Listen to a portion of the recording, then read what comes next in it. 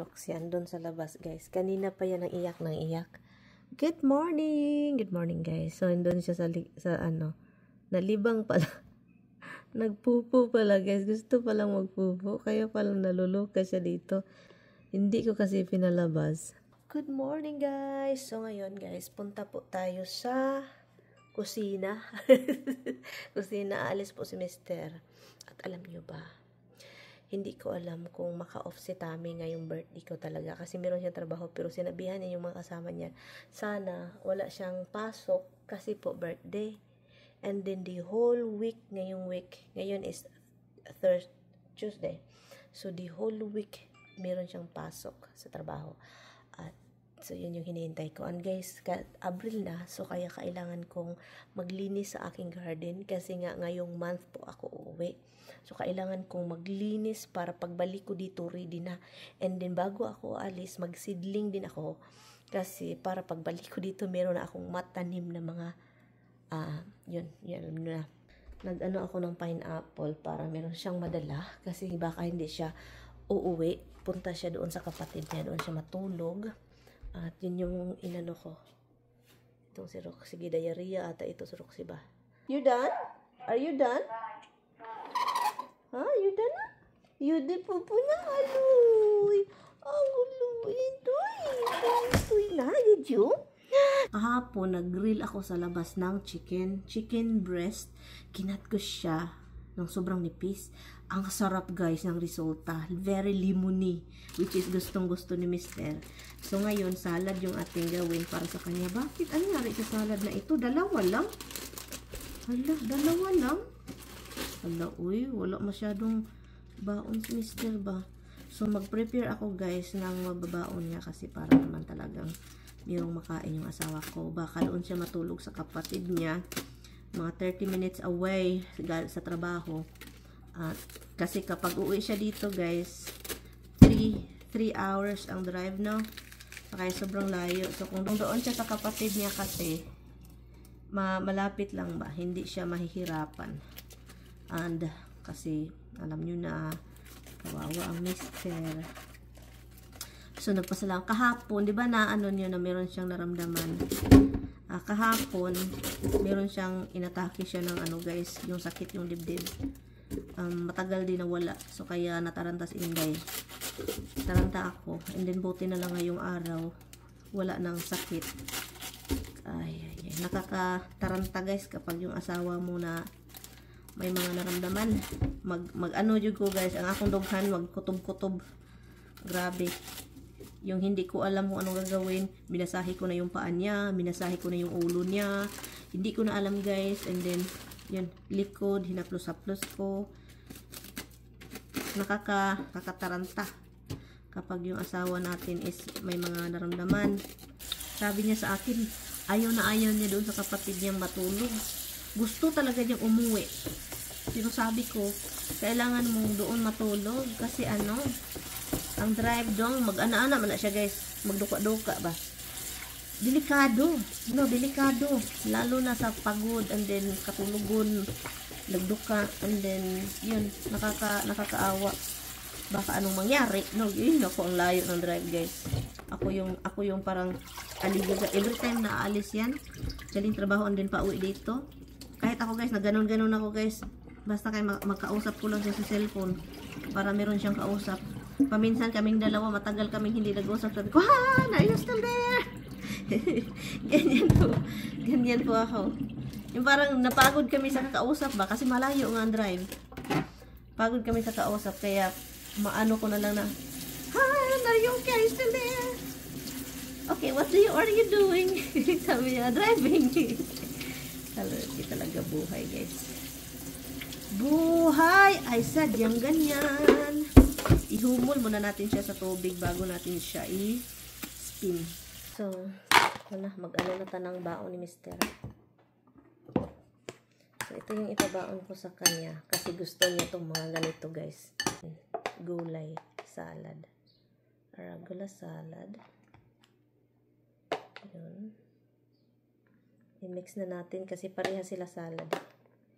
So, ibigay na natin yan sa kanya. Yan.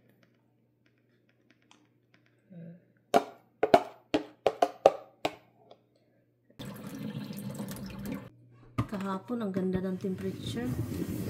70 plus. Ngayon, 43.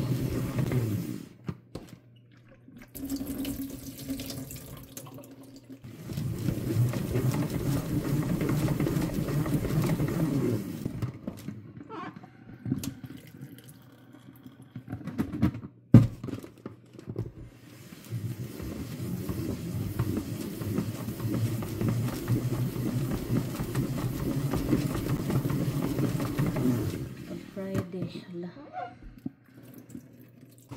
Merong nagtanong sa akin ba? Kasi matagal na siyang follower. Since ano pa siya guys, subscriber sa YouTube. So, sabi pa niya, anong kaibahan ng ano daw? I think nasubaybayan niya yung mga kadramahan namin noon ng biyanan. Kasi open book talaga ako. Nasubaybayan niya yung sa kapatid ni Tami, yung mga issue. Kasi talagang open ako sa YouTube. Dito sa YouTube, open talaga ako. So, I think nasubaybayan niya yun. So, ngayon nagtanong siya dahil wala na si Bianan, di ba? So, nagtanong siya, anong kaibahan ng buhay pa yung biyanan at kasama mo, and then yung wala ka ng biyanan, and then meron na kayong sarili ni Tami. So, I think curious si Inday. So, ito lang yung masabi ko. Malaking kaibahan kasi kung talagang nakasubaybay ka, yung story ko noon with biyanan at saka kapatid ni Tami is very ano talaga siya. May pagka-toxic talaga. Yung parang, pero kinaya ko, di ba? As usual, kinaya ko, andito pa ako. Pero ang kaibahan niya is ano, magaan ngayon. Hindi ko man sinasabi na okay lang na wala na sila, na mas masaya ako kasi nasaktan ako guys. Oy, ako yung nagbantay for a long time talaga ni Bianan. I know eh. Ang sakit kaya guys, as in. Yung parang kahit ano pang sabihin ko na meron kaming issue, mabait din yun. Sabihin ko talaga, kahit meron kaming issue, kahit ayaw niya ako, masabi ko talaga mabait siya. Kasi hindi siya yung klaseng Bianan na lumala lang siya nung talagang dementia na siya, yung talagang sobrang tanda niya. Mga nasa 80 na ata siya, 79. Doon na siya lumala. Mga 80 ganyan siya, lumala siya guys. Wala na siyang pakialam, pero hindi siya nanakit sa akin. Ang akin lang is, dahil ayaw ako, yung harap-harapan, nasabihan yung asawa mo na, oh, wag kang maniwala sa kanya ha, don't trust her, you should like, separate daw kasi yung parang hindi daw ako mapagkatiwalaan. So, of course, harap-harapan nandun ako. So, ang sakit lang. And yun doon ko na kita na si Mr. pinagtanggol ako. Doon ko talaga na pinagtanggol ako, pero masakit guys. Grabe yung sakit ba. Parang kung sa Pilipinas pa yun, nagyaw-yaw na siguro ko. Sinabihan ko na yung biyanan ko. Pero dahil kahit ganun, nirespeto ko pa rin dahil kay Tami, biyanan, kasi alam ko na kahit ganyan sila, kahit noon na hindi pa siya nagka-dementia, ayaw nila ako. Hindi man nila talaga totally sinabi na ayaw ako, pero ma-feel mo.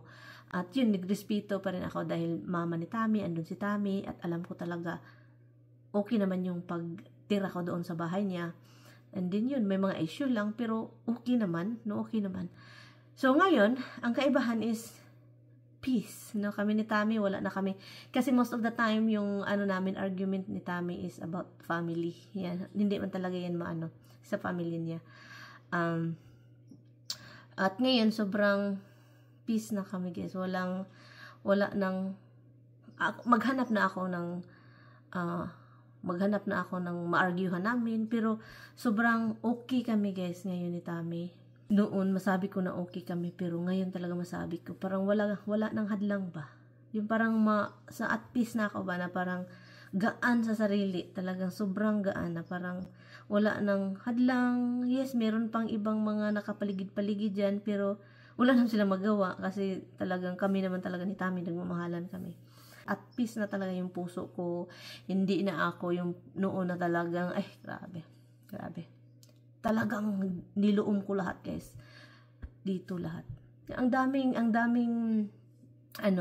So, kung ikaw, sa nagtanong, matagal ka nang nanonood sa aming sa amin, kasi iba talaga ako noon mag-vlog guys, talagang dire-diretso guys, sabihin ko talaga yung mga drama namin, yung mga sinabi ng mga kapatid, sinabi ng biyanan, away namin ni biyanan, yung mga tampuhan namin ni biyanan, tampuhan namin ni Tami, iyakan namin, ganun, sinabi ko talaga lahat. And then ngayon talaga is parang dinibdib ko yung lahat guys, talang tinago ko dito lahat. And then yun na worth it naman yun lahat, kasi alam ko talagang si Tami pinagtanggol ako. At talagang, ay grabe, masasabi ko sa inyo.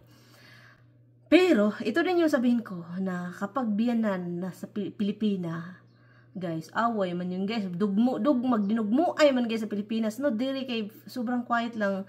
And then, alam nyo naman ako, napalaban ako. So, ang grabe yung pagloom-loom ko talaga guys, talagang tinago ko. Lahat ng naramdaman ko, kinain ko. Para hindi ako maging katulad ng ibang mga Pinay na talagang makipag-away. No, makipag-away. You know, one time din na sinabihan, ang daming mga ganap na hindi ko talaga makalimutan. At yun yung nagpatatag sa akin sa pagmamahal kay Tami. Yung mga sabihin na, "Hay, si Tami umalis, pero yung si Mirian, yung parang, si Mirian na sama-sama, hindi man lang iniisip na andito ako nakahiga." Oh, 'di ba? Yung parang ang isip nila talaga hindi ako asawa, parang caregiver. Parang kinuha ako ni Tami na caregiver ng biyanan ko. Yung parang yun yung naisip niya, kasi andun ako nakaupo. Nakaupo ako guys sa upuan. Nakauwi kami ni Tami kasi meron lang kaming binili.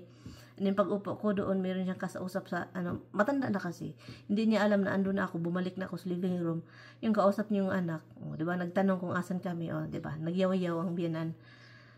Si Tami umalis, pero si Mirian, kuya baboy, magsige daw ko, palagi daw akong sumasama, hindi man lang daw iniisip, andun siya nakahiga, oh, 'di ba? So isip niya, caregiver talaga ako. And then isa pa, sinabihan niya si Tami na, "Ba't hindi ka maghanap ng makidate?" Oh, grabe yung iyak ko. Yun yung talagang time na pinakauna. Maghanap daw si Tami ng makadate na ibang babae. Harap-harapan guys, oy. Celebrity, kasi alam niyo naman si Tami, maraming kilalang celebrity. Family ni Tami, marami silang kilala. So, yung nanonood kami ng movie, sabi pa na, okay, si Tami pa sa, I met that woman. And then, sabi pa ni Bianan, ba't hindi ka hanapin mo para makadate mo, ganun. Iyak ako guys. Pero kung Pilipina pa yung nagsabi, kung biyanan kung Pilipina pa yung nagsabi, ay baka nagdugmo-dugmo na kaming dalawa at binirahay na kami ng buhok, di ba? Pero umiyak ako. And then yun naman yung asawa ko, alam niya, mali ng ina niya. Sinabihan niya, "Mag-sorry ka." And of course, dahil biyanan siya, hindi siya nag-sorry. And tinanggap ko na lang. Yun siya. Pero kaya ngayon, sobrang masasabi ko na, at pisa kami ni Tami, maganda yung relasyon namin, no? Okay kami. Pero sinabi ko sinabi ko sa kanya na once na merong sabihin man na selfish ako, no. Sabi ko sa kanya na once na kapag yung isa sa kapatid mo is titira sa atin, kung yun yung mong gawin mo sa akin, katulad sa nangyari sa atin nung una natin at nakatira tayo sa ina mo, may kapatid kang babae, and then alam nyo naman na hindi kami magkasundo, pero doon pa rin ako nakatira. At this time, sa ating marriage na matagal na tayo, kung merong titira, just in case na kapatid mo or ibang babae na kilala mo, titira dito, ayaw ko, sabi ko, ayaw ko. Ayaw kong makitira sa ibang, sa bahay ko na meron akong yung mga another woman dito. Hindi another woman na ibang babae, yung parang kapatid, kilala, ganun, ayaw ko. Sabi ko sa kanya, kung gawin mo talaga yan, kung just in case mangyari yan, edi ako na lang yung aalis, no? Kasi gusto ko, tatanda na ako, gusto ko peace yung buhay ko, walang sakit sa ulo. Kasi iba guys, babae to babae magkasama sa isang bahay, lalo na mga wag na. So yun siya. So yun yung tanong. So iba, magkaiba talaga. Maganda yung buhay namin ngayon. Pwede na si Tami dito maghubad-hubad. Kami lang dalawa. Wala nang kasama sa bahay. Wala nang manakit na mga salita. At hindi ako maka-react. Kasi nga, ganun. So, masaya. At thankful din ako guys sa mga nangyayari noon.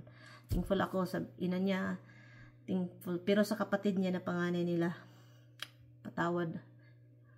Lord, hindi talaga ako thankful. As in, ang sama noon. Grabe. What happened? She just likes to jump on me and tell me she wants to go outside. Oh. Roxy. Be outside. So, okay now. What is your deal now? What's my deal? About food. I don't know about food. There you go. I can make a sandwich. I can just buy Burger King one there. There is a Burger King there? Yeah. It's not, don't buy McDonald's, huh? Yeah. I don't want you eat your man. Nothing girl. McDermott? They ain't crap anyway. I think they're different. And don't eat KFC. They're dipping humans and turn out like chicken when you pull it out from the dip. Jollibee. No. Did you notice in KFC, their chicken is huge? They hire illegal.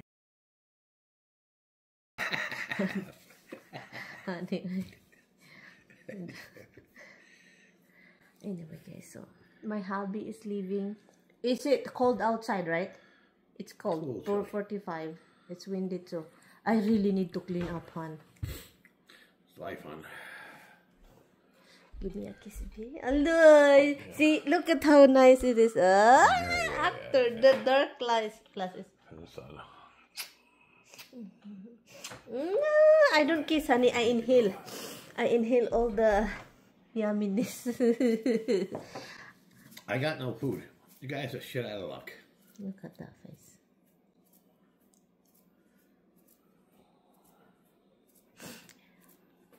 They said, well, the cat's food came out. Can I get What? cat food? I heard it. Okay. Well, I see one of them over there. They're probably these two dogs or want some their thing I'm too. guessing. So, andito si Tommy, guys. Akala ko hiaya niyang umuwi. Pag doon siya matulog sa kapatid niya. Dahil ang tigas ng ulo. I love The whole crew. the whole people. So, akala ko doon siya matulog kasi nga trabaho siya the whole time. 12:13 na ng hating gabi. At saka aalis na naman ito mamayang aga. So, let's see kung anong kinain niya. You don't even drink any water. No, I drink plastic bottles. I tell you, I don't carry any glass bottles. You have a lot of chicken. Yeah. You don't eat anything? Oh, my hamburger. Ay, tignan mo yan. Burger and fries. Hindi kinain. Ay. Asawa ko is tigas ng ulo. Bag, right, bag? Your dada is hardhead, right? Sabi ko, doon ka na matulog. Huwag ka nang uuwi. Hello, guys. Uuwi man talaga kasi pinupush ko baka anong nasa isip nito. Pinupush ko na huwag siyang uuwi. Baka anong naisip niya. Bakit pa si Mary Ann push ng push? Baka naisip niya na meron akong luck. Kasi pinupush ko talaga siyang ayaw nang umuwi dito. Kasi naawa ako.